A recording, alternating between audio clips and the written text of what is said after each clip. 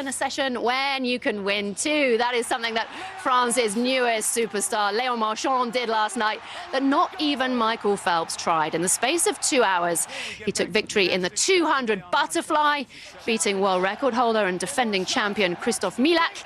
He got the medal around his neck and then came back and did it all again in the 200 breaststroke. That is now 3 golds to his name here in Paris, and you wouldn't put it past him getting his hands on number 4 when he goes for more in the 200 medley. Well, there are only a select group of people who can understand the pressure on an athlete representing their country at a home Olympic Games.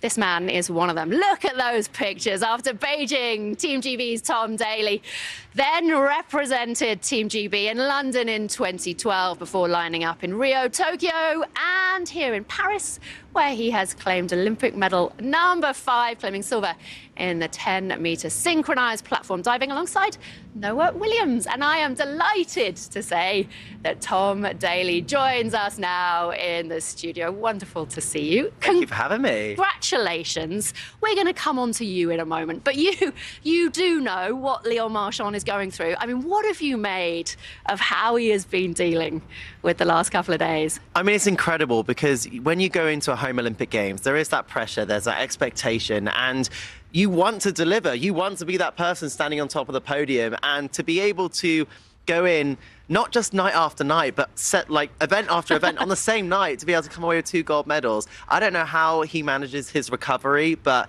that was something special last night. Yeah, and it's the calm control. I get it. It's the evenness, isn't it? The highs aren't too high. Well, there's not been any lows, I guess. Yeah, you can tell that he is in an amazing place, not just physically, but mentally. To come into this competition in front of a home crowd with all that expectation, you know, the face of the Games, to be able to stand on, you know, the starting block and deliver every single time, it really does take a lot of mental skill for that. You have got reason to celebrate. Yes. Olympic Games number 5, medal number 5. Have you had chance to take stock and reflect yet? You know, I am incredibly proud, I think, is the summary of it, to be able to have come back after a couple of years of not doing anything and then getting back in the pool and being able to dive in front of my friends and my family and my kids. It was something that was really special, and to have completed the set as well now, to have all the colours of Olympic medals, you know, I can come away being very glad that I made the return to the pool. I can't believe you're really somebody who does nothing. Well, I don't do nothing. No. And that's part of my problem, is I don't do nothing. I'm always out and about doing something all the time. But it is, you know, that's why diving for me has been my outlet for my whole life. That's one thing that I really love and enjoy, and, you know, just couldn't let it go. Have you reconsidered the offer from Noah to get yourself a tattoo?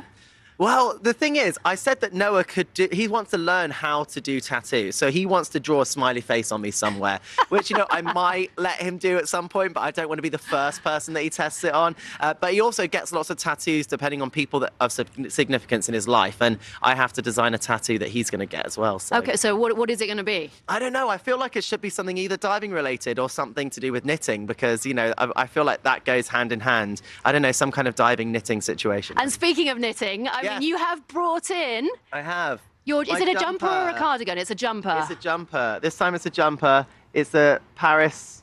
It's incredible. There we go. Show it to Paris the camera 24, there. and on the back it says Daley.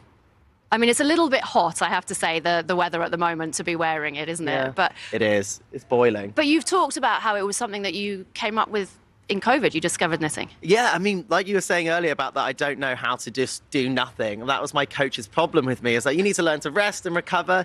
And it was my husband who said that lots of people knit squares while they're waiting on film sets. And I was like, well, I'll give that a go. So I got, you know, some knitting needles, some yarn, went onto the University of YouTube and taught myself how to knit, and I haven't looked back. Where'd you get your inspiration for your designs? Because Yes. It's fashionable. You're not just giving it a go and, you know, coming up with a mess like a fair few of us would. You know, I take inspiration from lots of different places. I've made something recently before I came to the Olympics where I saw a bee land on my arm, and I was like, oh, that could make an interesting jumper. And then I kind of made a bee-inspired design. But, you know, with the Olympics, I wanted to incorporate, you know, Paris, you know, the flags, the colours, and just have something as a real memento. So even on the sleeves, I've got a TD, and on the other side, I've got a number 5 for Olympics number 5. So, yeah, I just, you know, started drawing it, sketching it out, made tension gauges, did the measurements and the maths to be able to figure out how to make it. So, it can be quite technical sometimes. Is there going to be Olympics number 6? Oh, I don't know.